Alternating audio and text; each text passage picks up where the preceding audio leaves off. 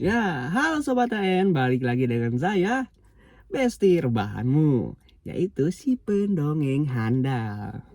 Ya, kali ini AN Project akan membawakan sesuatu yang berbeda. Apakah itu?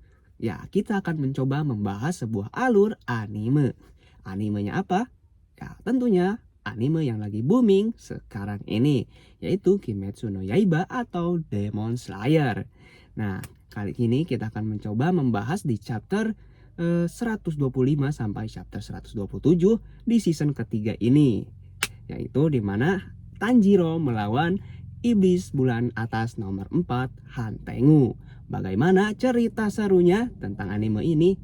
Yuk kita langsung saja ke alur ceritanya.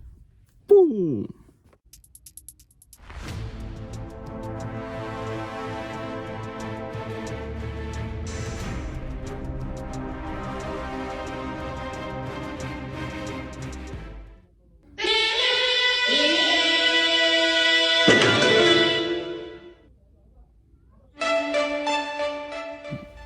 Di saat Zohakuten masih disibukkan oleh Mitsuri, saat itu Tanjiro, Nezuko, dan juga Genya tengah berupaya mencari tubuh asli Hantengu di dalam pohon Zohakuten. Mereka bertiga tanpa begitu kesulitan karena selain menyembunyikan tubuh Hantengu, pohon tersebut juga bergerak ke sana kemari dalam kondisi yang membingungkan. Secara mengejutkan, Genya tiba-tiba menggerogoti dan memakan batang pohon itu. Yang mana hal ini pun tentu membuat Tanjiro terkejut. Dia berpikir jika pohon ciptaan Zohakuten ini bisa membuat organ dalam milik Genya hancur. Namun ternyata hal itu tidak berlaku pada Genya, karena dikatakan Genya merupakan salah satu orang yang memiliki bakat unik di kalangan para pemburu iblis, di mana itu terletak pada kekuatan gigitan serta organ pencernaannya yang spesial. Bahkan saking spesialnya, dengan pencernaannya itu, Genya mampu merubah organ iblis yang ia makan menjadi sumber kekuatan. Itulah alasan kenapa selama ini Genya bisa berubah dan memiliki kekuatan layaknya seorang iblis. Dan saat ini, berkat gigitan Genya yang telah menghancurkan sebagian batang pohon, membuat Tanjiro dan Nezuko kini bisa lebih leluasan untuk melancarkan tekniknya masing-masing. Lewat teknik tarian Dewa Api Tanjiro dan teknik darah iblis Nezuko, mereka berdua pun akhirnya berhasil memotong batang pohon tersebut. Namun alangkah terkejutnya, isi dari pohon tersebut ternyata sudah kosong, yang mana rupanya saat itu tubuh Hantengu telah lebih dulu berhasil melarikan diri. Melihat kenyataan ini lantas membuat Tanjiro sangat jengkel dan murka.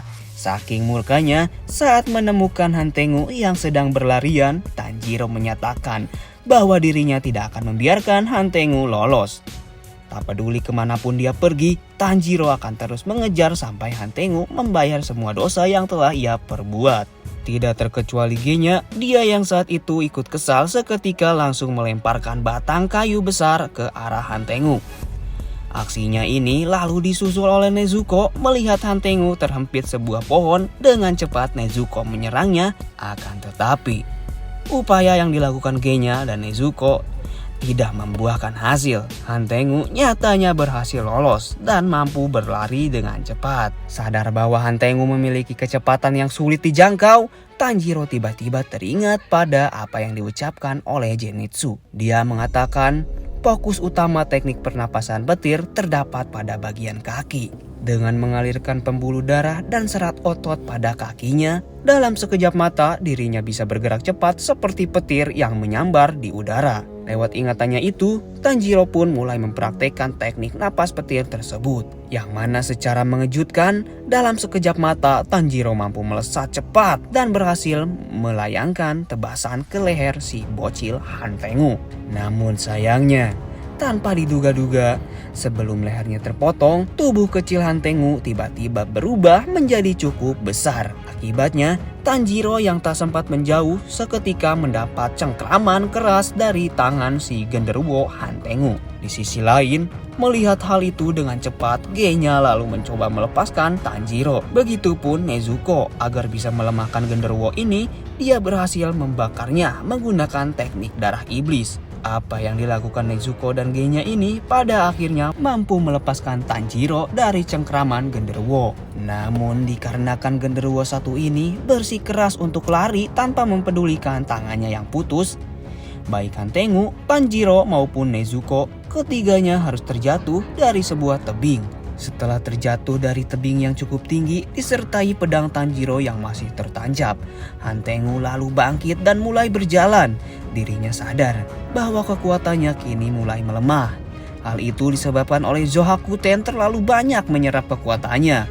Untuk itulah, melihat adanya sosok manusia yang ada di depan mata demi bisa mengembalikan kekuatannya, Hantengu langsung bergegas ingin menggaresnya. Sementara itu, Tanjiro yang kini telah bangkit, ketika ia hendak mengejar Hantengu, tiba-tiba saja sebuah pedang tertancap di hadapannya.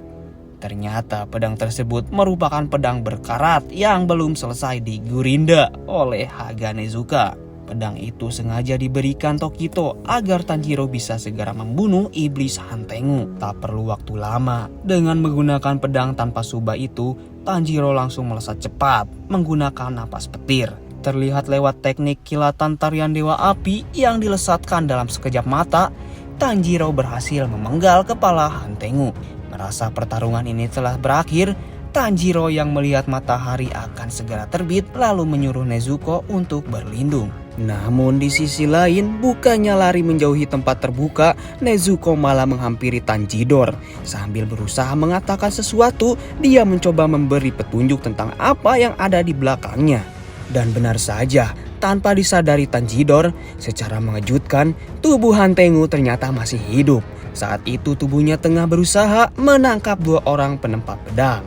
Melihat hal itu, lantas membuat Tanjidor terkejut. Dirinya sadar bahwa iblis yang telah dia penggal ini bukanlah Hantengu yang asli, melainkan itu adalah wujud emosi yang lain. Sebelum Tanjiro dapat bergegas untuk mencegah Hantengu kabur, tanpa ia duga, Nezuko tiba-tiba terbakar oleh sinar matahari yang mulai terbit. Sehingga hal ini pun membuat Tanjiro tak bisa segera membunuh Hantengu, dikarenakan dirinya harus melindungi Nezuko-chan. Sambil memeluk adiknya, Tanjiro tampak begitu frustasi.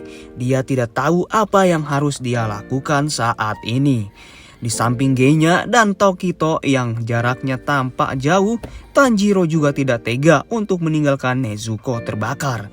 Di tengah keputusasaannya itu, secara tak terduga, Nezuko-chan tiba-tiba menendang jauh kakaknya.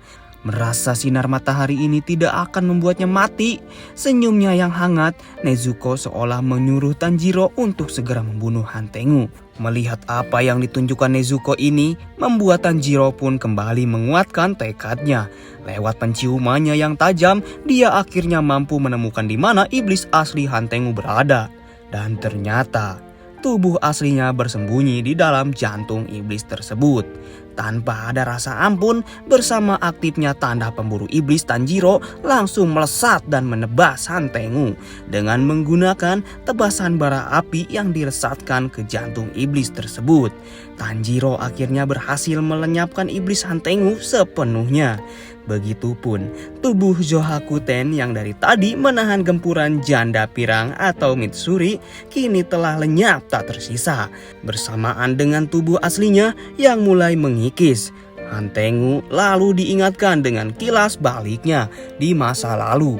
Dia dulunya adalah seorang kriminal pengecut yang memiliki keterbelakangan mental. Dia selalu merasa jika dirinya tak berdosa dan selalu menyalahkan tangannya yang bersalah. Karena itulah pada saat dia dalam penjara, tanpa pikir panjang, Hantengu menerima tawaran Muzan untuk menjadi seorang iblis. Dan saat ini setelah berhasil mengalahkan Hantengu, terlihat Tanjiro malah membungkuk dan bersedih. Karena baginya percuma saja telah membunuh iblis bulan atas jika nyawa Nezuko tak bisa diselamatkan. Di tengah kesedihannya itu, secara mengejutkan dari arah depan tampak berdiri Nezuko. Bahkan yang lebih mengejutkannya lagi, selain tubuhnya yang terlihat seperti manusia normal, saat ini Nezuko mampu berbicara. Melihat hal itu membuat isak tangis Tanjiro pun seketika terhenti. Dia merasa bahagia sekaligus tak percaya jika Nezuko masih hidup dan telah berkembang seperti ini. Lalu, kenapa Nezuko bisa berkembang sejauh ini? Ternyata darah Nezuko memiliki keistimewaan. Hal itu diungkapkan oleh Tamayo selaku dokter dan juga seorang iblis. Dia mengatakan berkat darah iblis Nezuko, beberapa orang yang diubah menjadi iblis oleh Muzan kini telah mendapatkan kesadarannya kembali. Hal itu dikarenakan darah Nezuko memiliki komponen sel yang terus berubah dalam waktu singkat, yang mana nantinya itu pun akan membuat Nezuko bisa menaklukkan cahaya matahari. Itulah akhir pertarungan yang sangat dramatis antara Tanjiro, Genya, dan juga Nezuko melawan iblis bulan atas, Hantengu. Di akhir pertarungan ini, Tanjiro begitu senang karena adiknya kini sudah bisa merasakan hangatnya mentari.